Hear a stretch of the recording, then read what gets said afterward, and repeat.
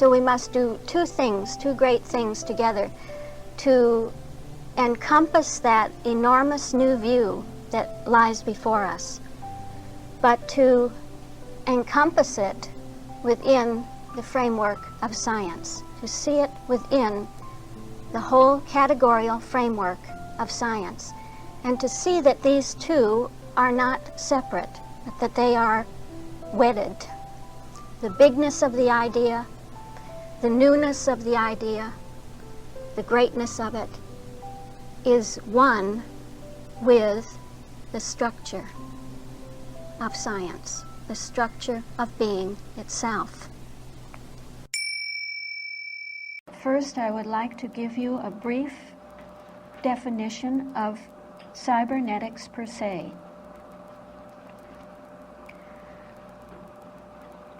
Cybernetics involves systems. Systems that are organized and have their own dynamics. Cybernetics is the science of steering and regulating in complex systems. The science of the steering processes, the theory of dynamic, self-regulating systems, the science of communication and regulation in a system, the science of steering and regulating the strategy of a system for the fulfillment of its purpose. Isn't that beautiful? Shall I read that one again? The science of steering and regulating the strategy of a system for the fulfillment of its purpose. It comes from the Greek. The term cybernetics comes from the Greek, meaning the art of steering. The art of steering actions for the purpose of reaching a set goal. And so it is the science of complex, self-organizing systems with their self-steering and self-regulating mechanisms for the purpose of reaching a set goal. There actually you have a threefold definition with a word sense, a Christ sense, and a Christianity sense to it. The word sense, the science of complex self-organizing systems. Christ, with their self-steering and self-regulating mechanisms. Christianity, for the purpose of reaching a set goal.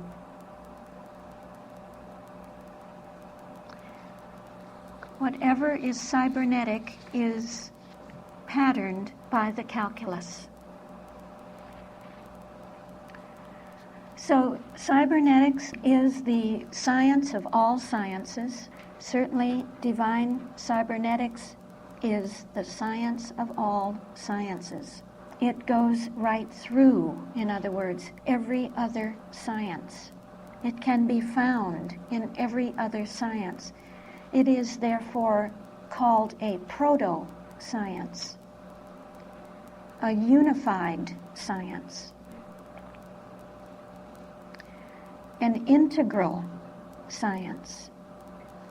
And it is a structural science, the science that structures all other sciences. So in a way, it is the nest within which all other systems are nested, and the network within which all other networks find their place value.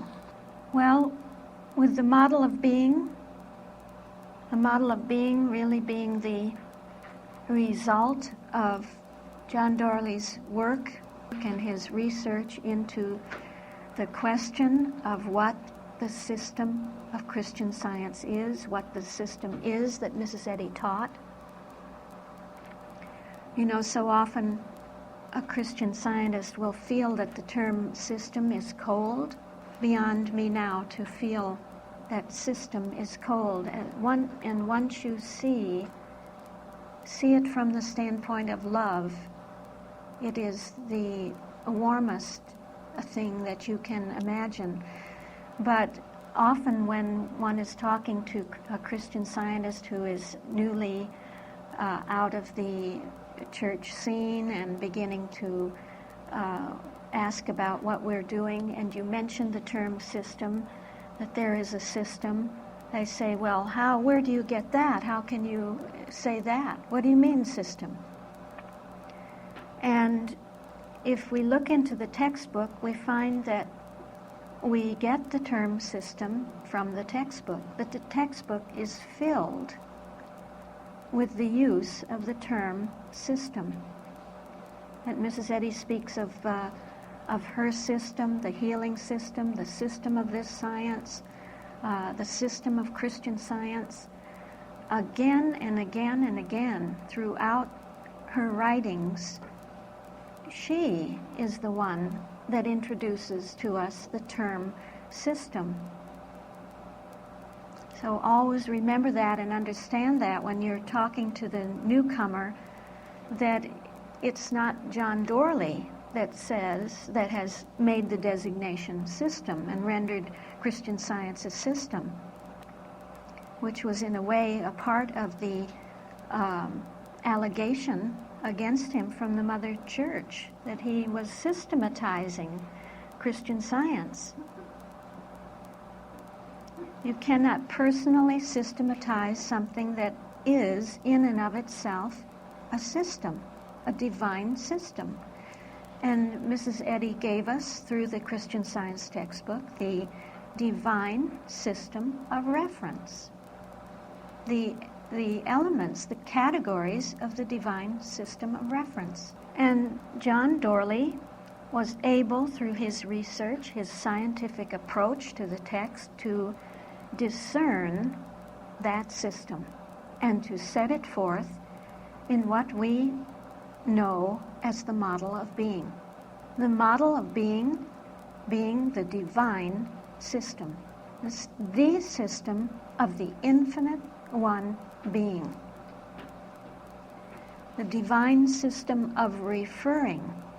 And it is the network model. The model of being is the network model. It is a network model, really, of network models at all systems levels, presented in a multi-leveled order or in a nested order, so that we have before us not a control hierarchy, but a nested, if you want to say hierarchy and you qualify it with nested, then this is correct, that it is a nested hierarchy, giving us the universal framework, the one great supra-field, which includes all other fields.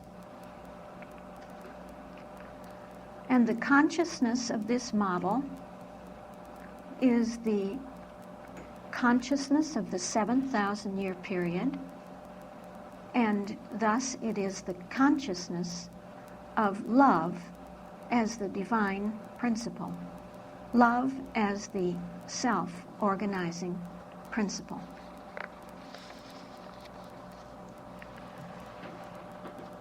Now we know that we can see this model then as the model of divine cybernetics. We would see that we have 4 levels, that the multi-leveled sense of the divine system is pronounced in 4 great levels: the level of science itself, of divine science, of absolute Christian Science, and of Christian Science. On the level of science itself is the level of the infinite one being itself. One infinite being itself. When we look into the depths of that level, when we begin to see what is implied in that infinite one being of science itself, we begin to look into the idea of that infinite one, the divine principle of the infinite principle. Because on the level of science itself, it is the infinite one principle. When that infinite one principle begins to unfold itself, to reveal itself as the divine principle, we see that divine science is presenting that divine principle to us, that divine principle, love, as a self-organizing system. It's a self-organizing system. That means that there's nothing outside which organizes it, nothing outside that makes it work, that makes it run, that makes it go, that causes it to be what it is, but it is of itself, what it is and being what it is, organizing itself and running on a self-regulating circuit. It regulates itself. It regulates itself in a fourfold way. Through its own calculus. It is a self-calculus.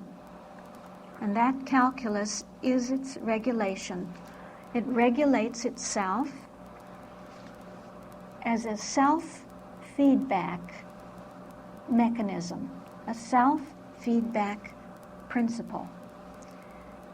And so it feeds in to itself at the point of input. It processes, being processes itself at the point of the Christ, the input being the Word, the processing being the Christ.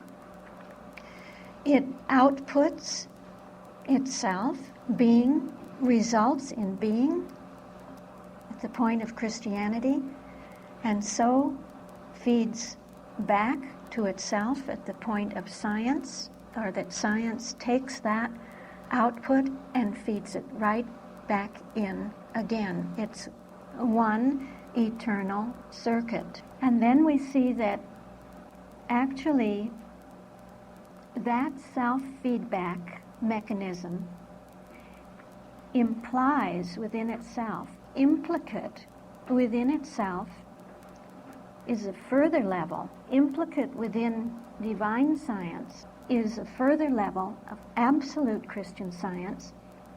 And absolute Christian science is showing us that that self-feedback of being eternally going on is, by implication, also a positive feedback mechanism. It is positive feedback, error preventing. That there is a positive feedback mechanism going on, which is preventing error, which is actually doing much, much more. We'll see it's doing much more than that. A great office of operation going on in absolute Christian science, which is under the government of divine science, and which in turn is governing on the level of Christian science. And that positive feedback circuit then is feeding into the level of Christian science and is working with a further feedback mechanism. So that we have three aspects of feedback. We have the self-feedback on the level of divine science. We have the positive feedback on the level of absolute Christian science. And on the level of Christian science, we have a negative feedback circuit, which is the error-correcting office of the system. We have a system that corrects error. We have a system embedded within the greater system that corrects error. We have a system that prevents error. and we have a self-organizing system, all nested within each other. That Christian Science is nested within absolute Christian Science, and absolute Christian Science is in turn nested within divine science, and together they constitute that which is nested within the infinite one being. Let's flow through one more time from a little different angle, flowing through the divine cybernetic model. We'd see that on the level of science itself, it is the one infinite principle, which includes its infinite idea within itself, and that as we begin to look into that idea to see what that idea is, we see that it is the divine cybernetic idea.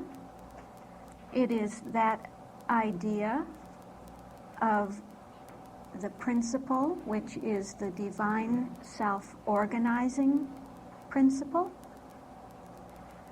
That great self-organizing principle, which is always concerned only with itself, with the whole, because it is the infinite one, the one infinite one.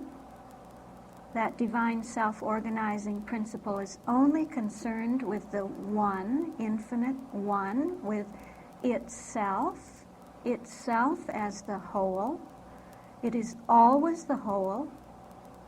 It's the whole throughout, at every so-called point, whether we say that point is at the point of the Word, or the point of the Christ, or the point of Christianity, or the point of science, that it is always the whole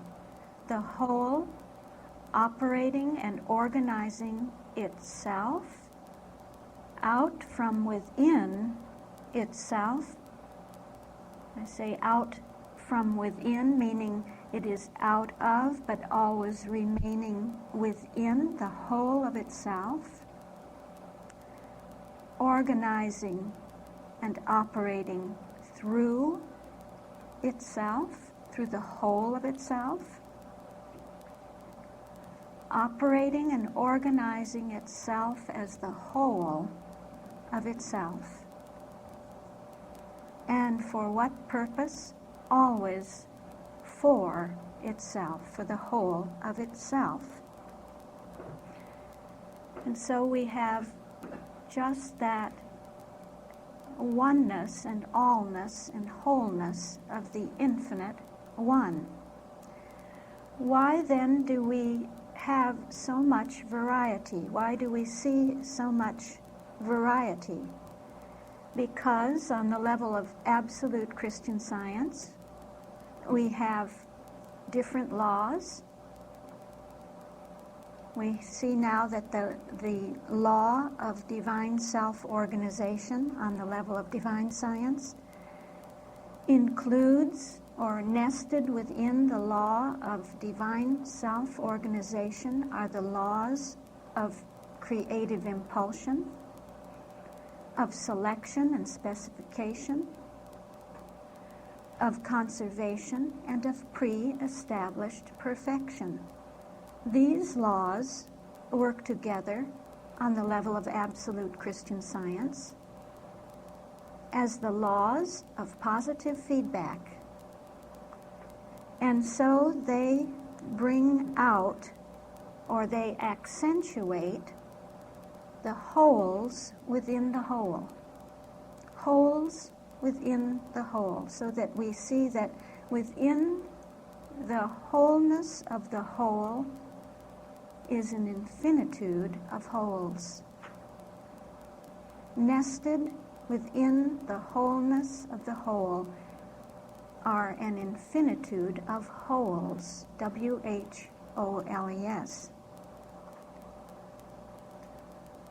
An infinitude of holistic views of that one divine self-organizing principle, love. And then we see that nested within the positive feedback circuit is the negative feedback circuit. Nested within absolute Christian Science is Christian Science. A new set of laws, the laws of negative feedback, of the negative feedback principle. It's the same self-organizing principle, but now we see that nested within the law of self-organization on the level of divine science are not only the laws of positive feedback on the level of absolute Christian Science, but the laws of negative feedback on the level of Christian Science. These are the laws that, because they belong to the self-organizing principle, the divine cybernetic principle, are themselves divinely cybernetic. They are cybernetic laws. They are the cybernetic laws that govern our evolution, that govern all evolution, and all evolution is an evolution of consciousness. So we have, with the levels of absolute Christian Science and Christian Science, laws of self-regulation. Laws of self-regulation. And we call the laws of self-regulation on the level of absolute Christian Science the laws of homeorrhesa.